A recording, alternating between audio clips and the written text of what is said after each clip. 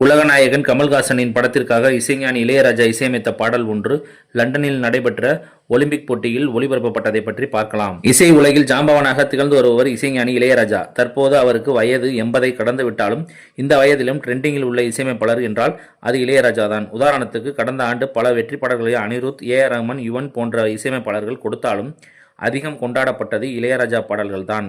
இது யாரும் மறுக்க முடியாத உண்மை. ஏனென்றால் கடந்த ஆண்டு வெளியாகி பிளாக்பஸ்டர் ஹிட்டான மஞ்சுமல் பாய்ஸ் படத்துக்கு உயிர்நாடியாக இருந்தது இளையராஜாவின் கண்மணி அன்போடு காதல் பாடல்தான்.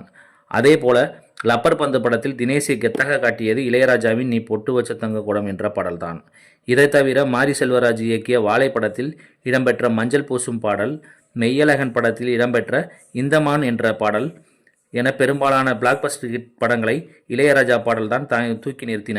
இத்தகைய பெருமை மிக்க இசையமைப்பாளரான இளையராஜா கமல் படத்துக்காக இசையமைத்த ஒரு பாடல் ஒலிம்பிக்கில் ஒலித்த அபூர்வ நிகழ்வு பற்றி பார்க்கலாம். அதன்படி கமல்ஹாசன் நடித்த ராம் லட்சுமண் திரைப்படத்தில் இடம்பெற்ற நான் தான் ஒப்பண்டா என்ற பாடல் லண்டனில் நடைபெற்ற ஒலிம்பிக் போட்டியின் போது ஓப்பனிங் பாடலாக ஒலிக்கப்பட்டிருந்தது.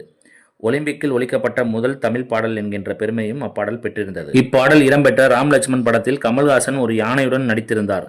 அந்த காலகட்டத்தில் விலங்குகளை வைத்து படம் எடுப்பதில் வல்லவரான தேவர் பிலிம்ஸ் நிறுவனம் தான் இப்படத்தையும் தயாரித்திருந்தது. இப்படத்தை தியாகராஜன் இயக்கியிருந்தார். படத்தின் பாடல் லண்டன் ஒலிம்பிக்கில் ஒலிக்கப்பட்டது காலம் கடந்து கொண்டாடப்படும் நிகழ்வாக உள்ளது.